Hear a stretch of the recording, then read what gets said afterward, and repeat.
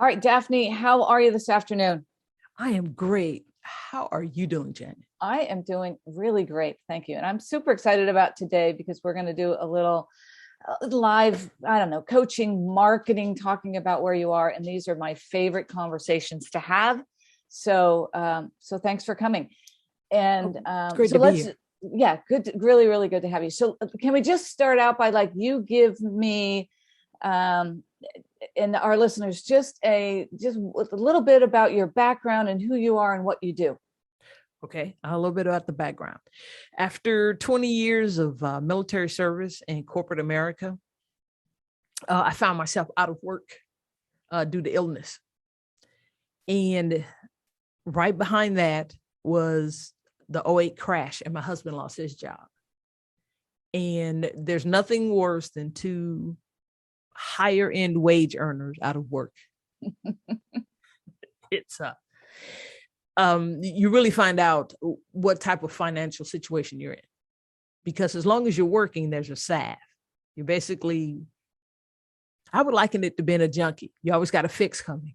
So, so behavior, it is what it is. And we made all the mistakes that you make, went through our retirement and things of this nature, not really prioritizing what we wanted to take care of. And I reached a point where, as I was getting better and coming out of it, I said, I want to know what we did wrong, because yes, it was tough, but it shouldn't have been that hard. Could there have been some planning? Because our economic system, our system is cyclical.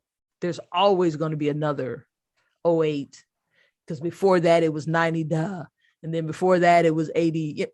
Yeah, they come. Some are deeper than others, but they come.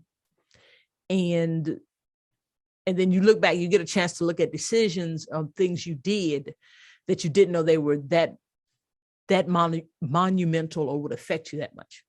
Just some basic choices. So started educating myself, and then I wanted to share that with others.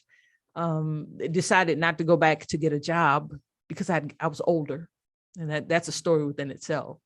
So I started selling life insurance, because that allowed me to keep my hobby of studying money and then helping people also. And the wealth coaching came about because individuals they viewed life insurance as an expense, and they believed they didn't have the money. And so it was mindset and then actual practical application. So to help individuals to see the abundance, one, and to believe that they could get their money to work effectively, hence the coaching. Awesome. And that's the basis of my coaching, to have the current capital you have work more effectively for you, for you to have it to work effectively. Because awesome. Money is an inanimate object. It does what you tell it. And if you don't tell it anything, it won't do anything. Yeah, exactly. No, it'll sit right there. All right. So what's the biggest challenge that you're facing in the business right now? It's two-pronged. One is making the move to wealth coaching as the centerpiece of the business, not moving life insurance, because I've grown tired. I don't know if you've ever done major career changes, but I've grown tired of the thing that makes that business go. You know how to do something, but quite frankly, you don't want to do it anymore. It's like, no, I don't want to move insurance. Yeah. I know how to get leads, so many calls, so many leads, so many appointments, so many closes, that sort of thing. So I don't particularly want to do that anymore. So, and I like the coaching aspect. So it's moving into coaching, developing getting a basic program started that I can build on, and then also marketing that program. So, yeah. Okay. So are you still building content? Are you still, what are you selling right now? Are you selling your coaching programs? I mean, you've got something in a product funnel that you're actually selling. No, we haven't got to that point. Because I think I checked just getting started. Okay. That's okay. So one of the things that because you and I we have I don't know if you've scheduled it yet, but we're going to do a strategy session. Right. And one of those things that we'll talk about on that strategy session is building your product funnel. Like we'll talk, because you can't, it's great, but if you don't have anything to sell, you can't build a business, right? Exactly. So, Exactly. so let's just assume for this conversation that you've got something to sell, like you've got a coaching program, like you already have something to sell, your coaching, you just haven't productized it yet. So There we go. Yes. okay, so we'll talk about that, and I'll give you some pointers about how to create that program and what it might look like. I'm a coach, so I have a lot of experience in what that might look like. So we'll do that in our strategy session. But what I want to focus on today is list building, lead building, marketing. So let's talk a little bit about what you're doing now for marketing. Okay. What I have a lead magnet that I was using. I wrote an ebook on, I call it the Big Picture Book of Life Insurance. Okay. And it's a primer about life insurance. It's about, well, it's an ebook, about 18, 20 pages. And it breaks life insurance down into big chunks. The questions, I followed the mantra of questions that I've been asked repeatedly. And so I put answers in there. What is term insurance? Why do people hate whole life so much? So just things like that, just giving that information. Awesome. Okay. So let's take a step back to who is your target audience? Because I'm assuming that your target audience is a little bit different from I'm selling life insurance to I'm selling wealth coaching. Right. So before you answer that question, I'm going to give you an easy way to answer that question, hopefully. Okay. Because when I look at target market or ideal client, we always look at like age. I know that you're focused on women over 40. That's, all of those things are, where they live and what their economic whatever, all of those things, demographics, those are really important. And in addition to that, from a marketing perspective, the answer to these two questions make it a whole lot easier to define who that is, who those people are and where they are, where to find them. And that is, what's the problem that you solve and how do you uniquely solve it? Okay. So any thoughts on the problem? I mean, the problem you solve, is it women over 40 who don't know how to build wealth, give me some parameters around what that might look like. She's, I call her a hesitant investor. Okay. She knows she needs to do something, but she's paralyzed as to moving forward for whatever reason. Why it may be her money story. It may be the fact that she's lost money previously, and also maybe she believes she doesn't have enough money. And women of this age group, we're the middle generation. We're watching our moms and our aunts age, right? They're in retirement and so forth. And we see the mistakes they made. And we've got grown children on the other side who are still, that's another sub point. She needs to set boundaries. She's got grown kids that are still on the dole, semi, some may be fully on the couch and some are still on the dole. She's still putting gas in cars other than her own. Got it. Okay. So great. So you've got a really good picture of who that person is, who that target market is. Where do you find them? Where do they hang out? Let's put it that way. I've found they tend to be on Facebook. Okay. And when I was doing insurance itself and I was doing lives on Facebook, I would get responses there from, women I knew that were following me and things like that. I've never sat down and did a Facebook scrub where you try to seek out groups or things like that, but that's where they tended to be at that time. So you're not advertising that per se. No. But you know that they're there. Right. So are you generating leads for your coaching business today? No, I'm not. Okay. So would you like to be generating leads? Yes. Okay. So let's talk about a couple of things. So one is Facebook. So what I would do is I would go to Facebook and I would find the groups that those moms are participating in. And I'd start being be active on those. You may, and it's probably too soon until you really start defining exactly who those people are. But at some point you may want to do Facebook advertising. Okay. But I'd say until do you have any clients today in the coaching yet? No. Okay.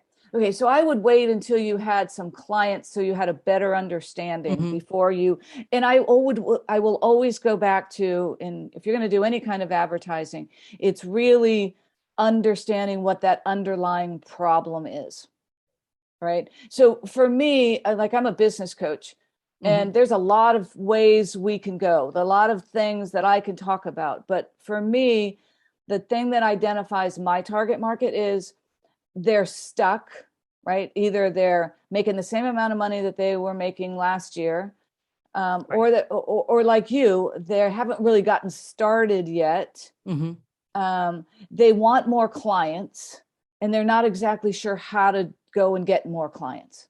Right. So to me, that's a pretty, I mean, it's not super niche, but it is. People say, I don't know what to do differently. So maybe you don't call that stuck, but I don't know what to do. I don't know what to do differently. And I need more clients. If you answer yes to those two questions, and I'm like, okay, that's someone that I would want to have a conversation with. Okay. So for you, it's defining what those questions are, but we won't even go into that here, because we'll go first. Let's figure out where you should go.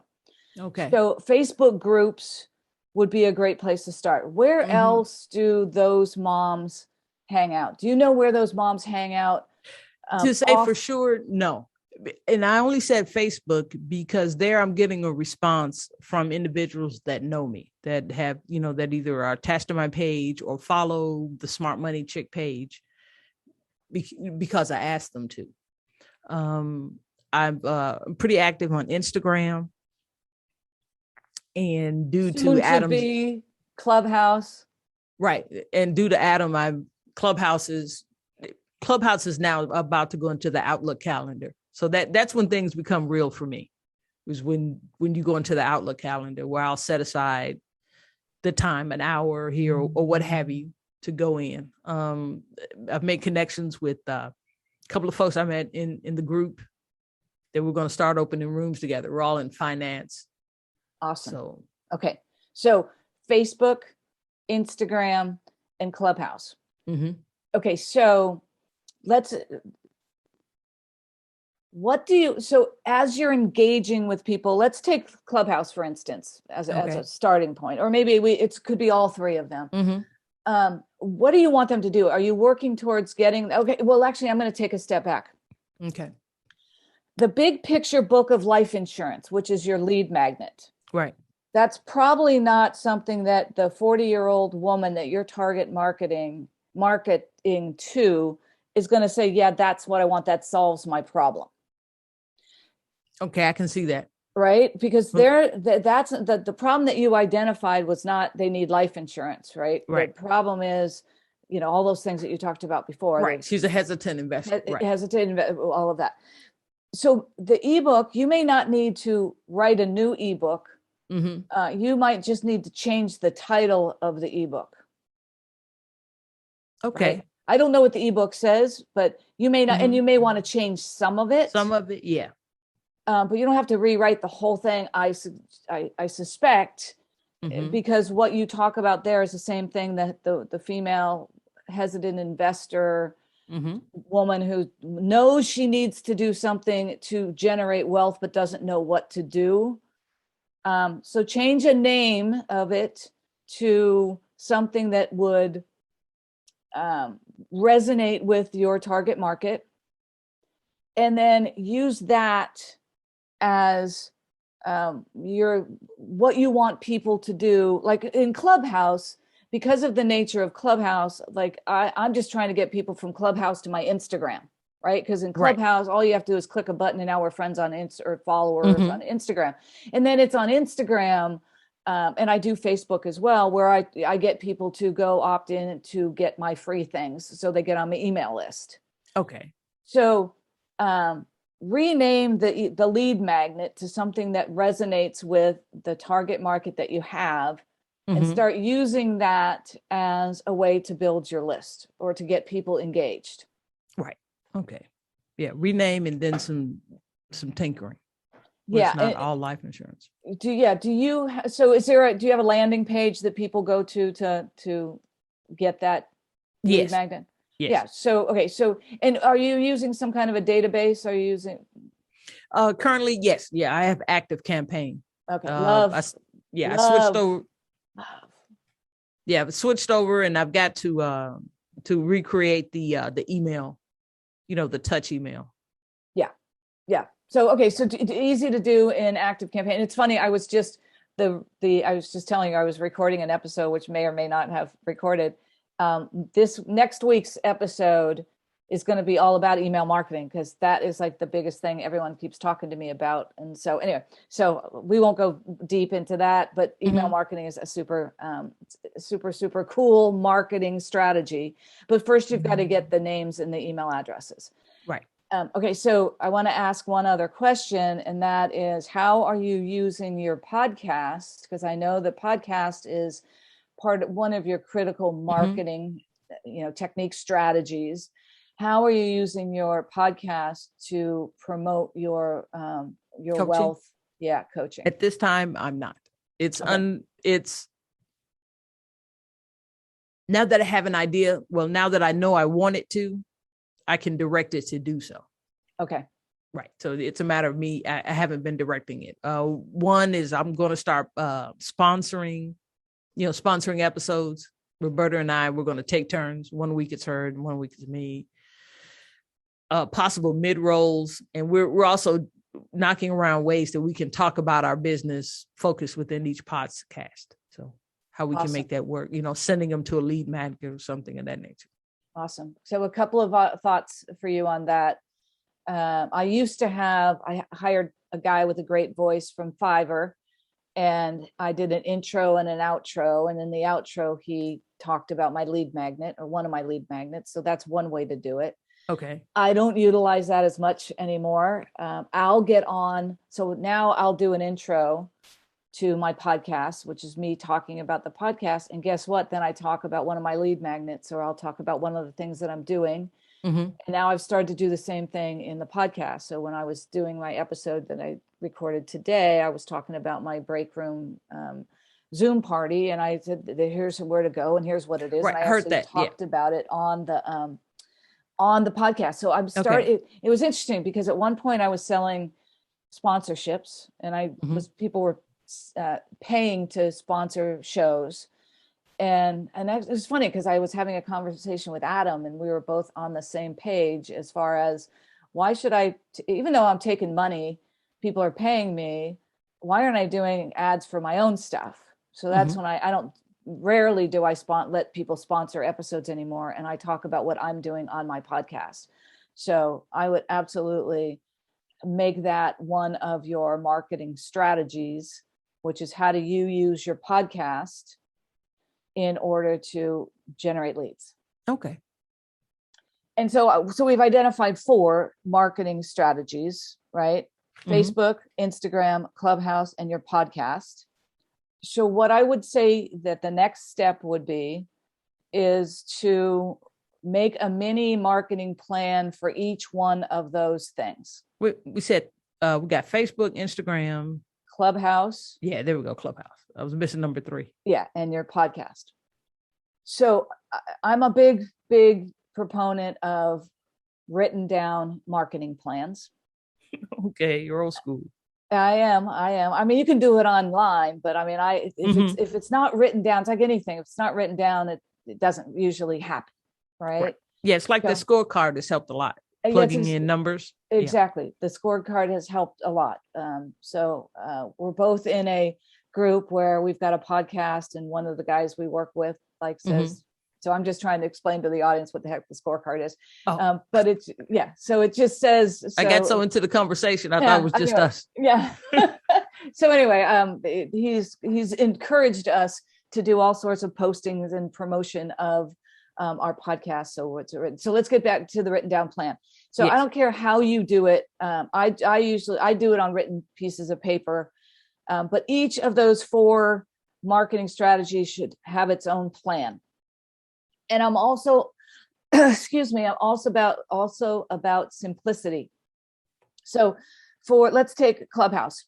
So for Clubhouse, you said there were a number of things you were going to do. You're going to start hosting rooms. You're going to go on. You're going to maybe you're going to create a club.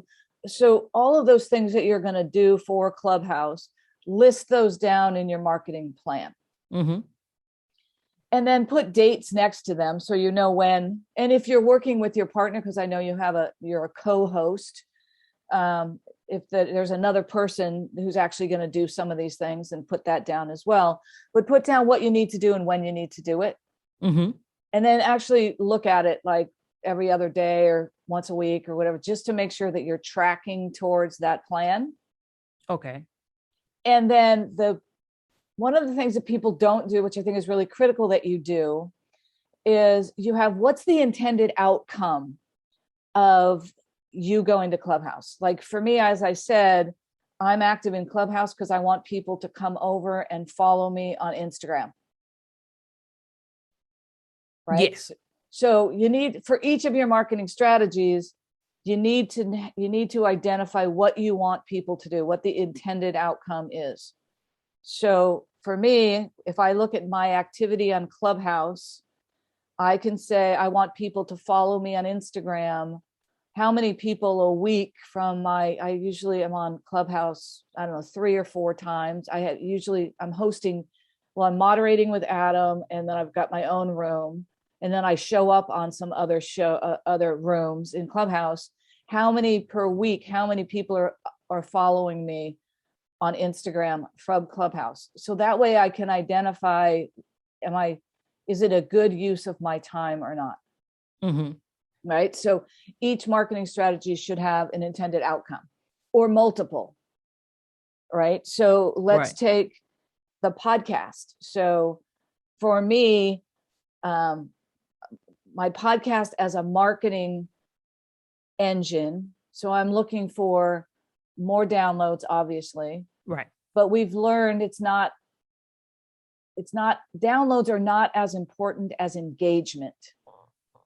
So for me, I want to get people from listening to my podcast, which I know that they do, to following me on Instagram or emailing me or doing something where, and I'll come back to the email list over and over and over again.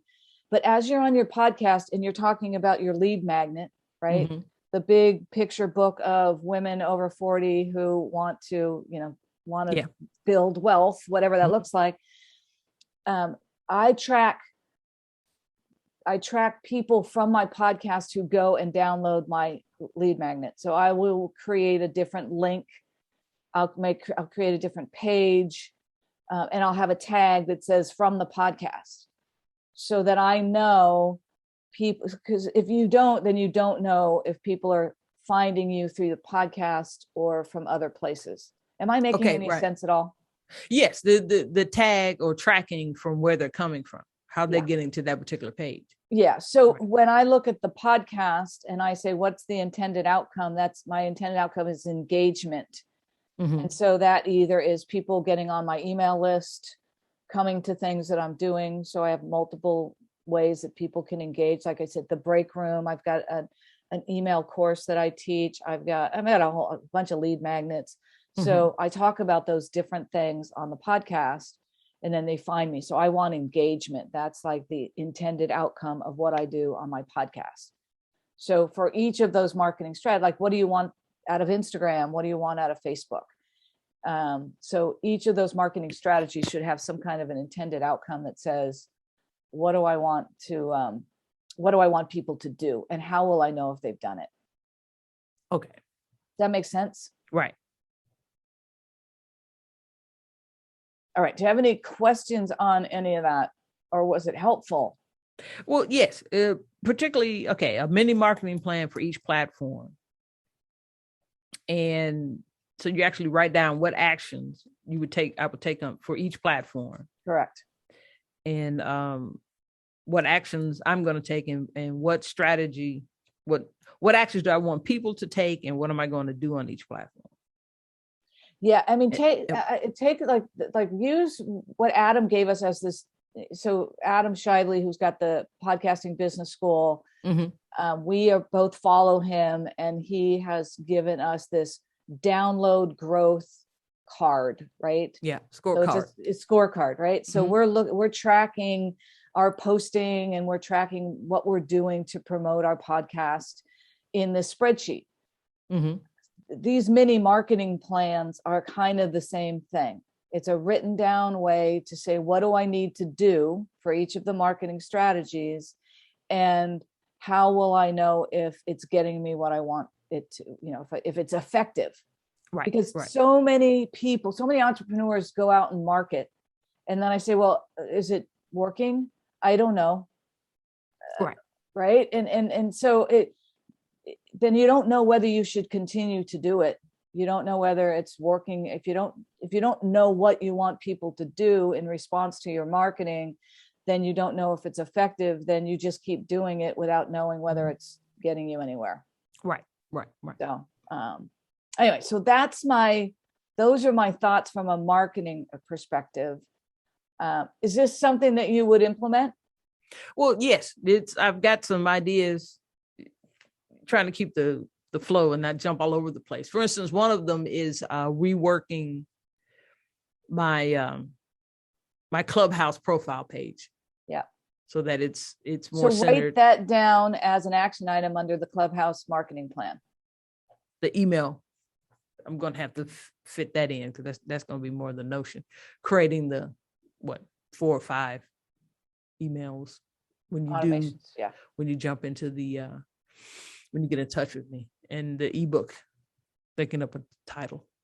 Yeah, those are all really, really, I mean, so let's take a step back now, because those are all tactical strategies to implement.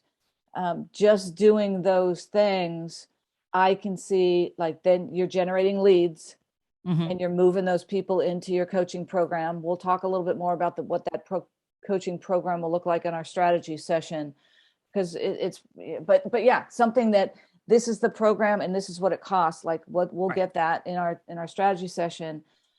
But I can easily see how implementing, well, I'll ask, can you see how implementing these steps will lead you to leads and then customers? Yes. The only one I see some hesitancy on is Facebook, because again, how do I identify the particular groups that I need to be in?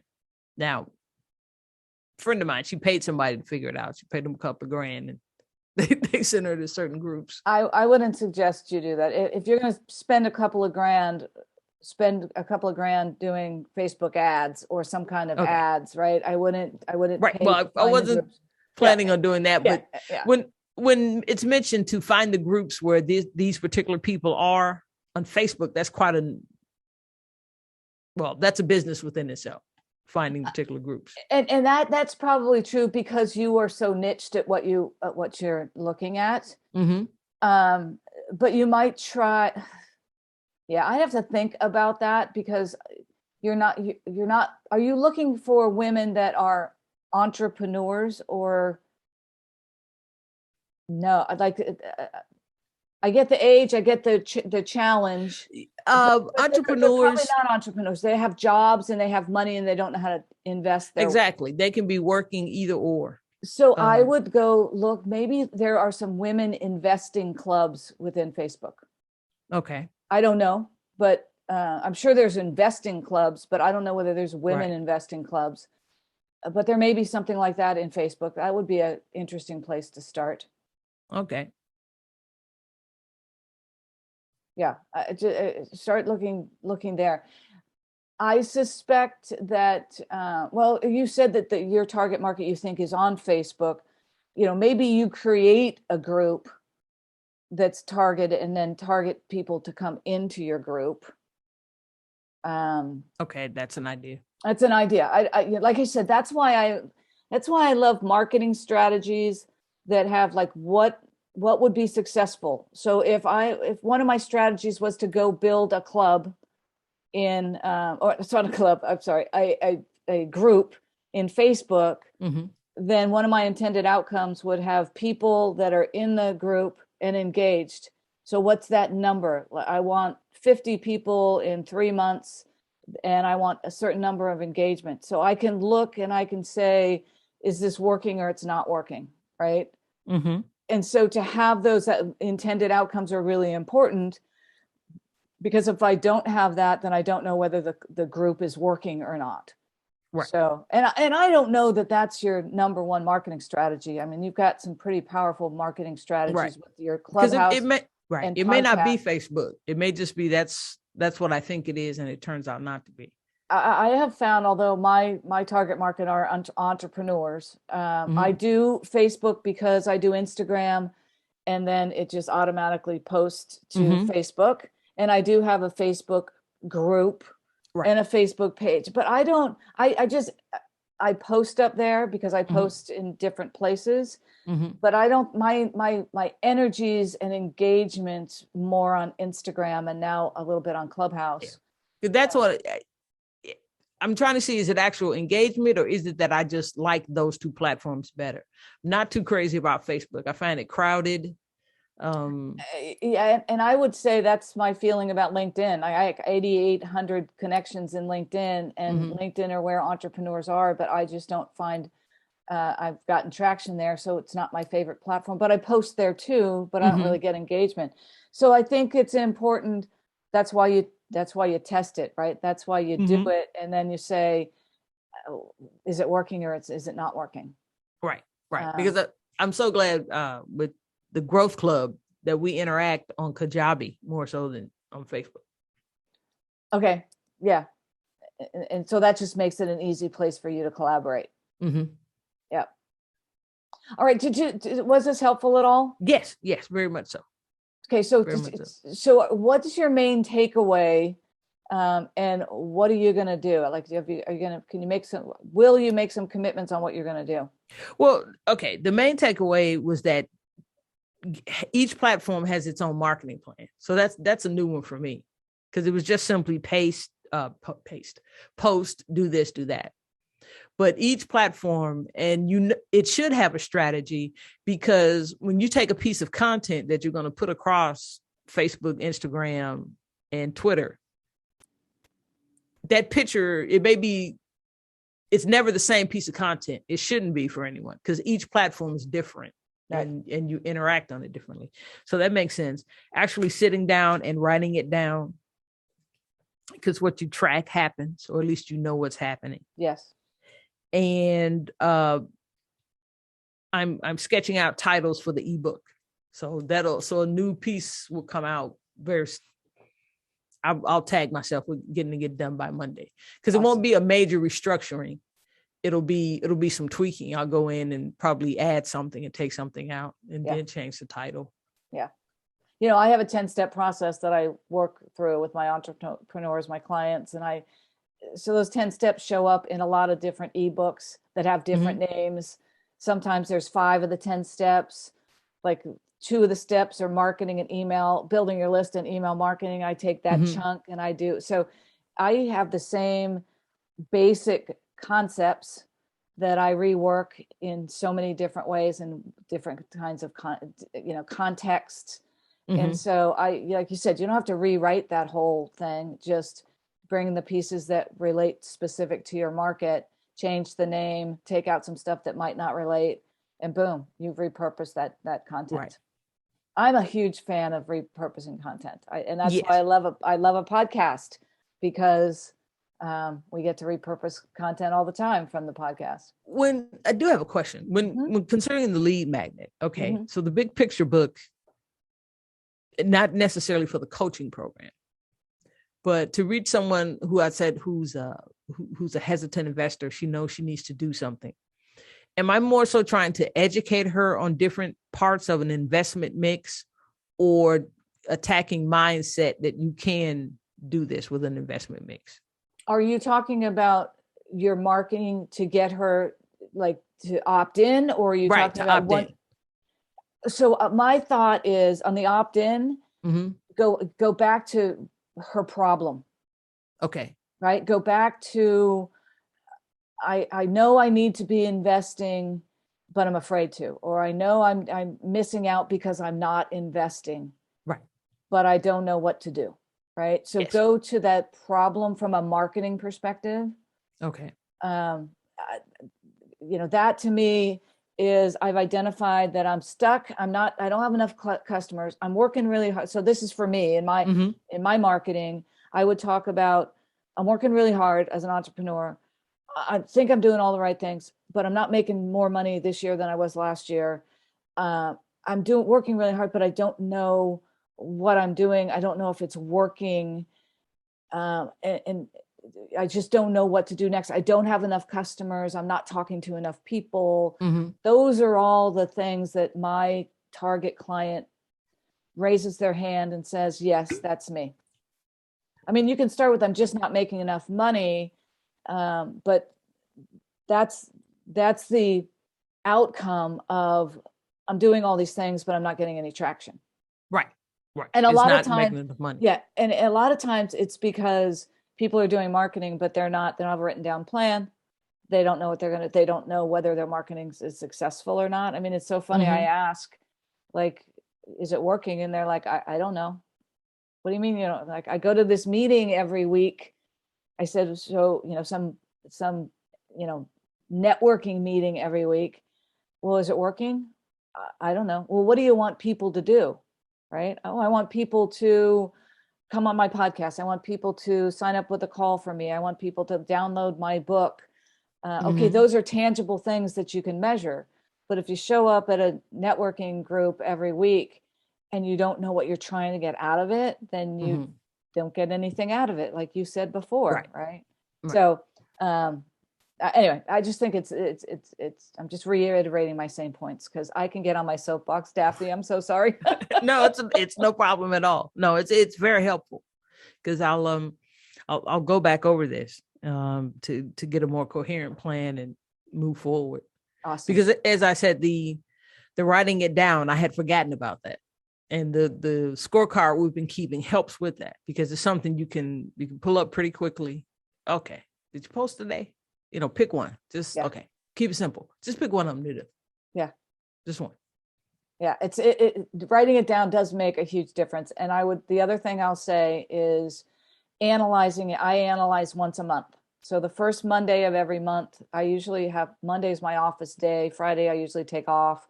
So I don't schedule podcast interviews or whatever. Monday's kind of sit in the office and work on whatever I need to work on. And I'll bring out my marketing strategies and I'll be like, what's working and what's not working, and so I will analyze it once a month, so that I am making those conscious decisions about what I'm doing every month or every week. Right. And if you don't have it written down, it's impossible to do. No, it doesn't happen. Yeah. So, all right. Any other questions for me? This has been awesome. I hope it's been useful for you. No, it is. It's great. I'm excited about to take time out to get some things down tonight. Thank you, Daphne. I really appreciate your time today. It's been awesome.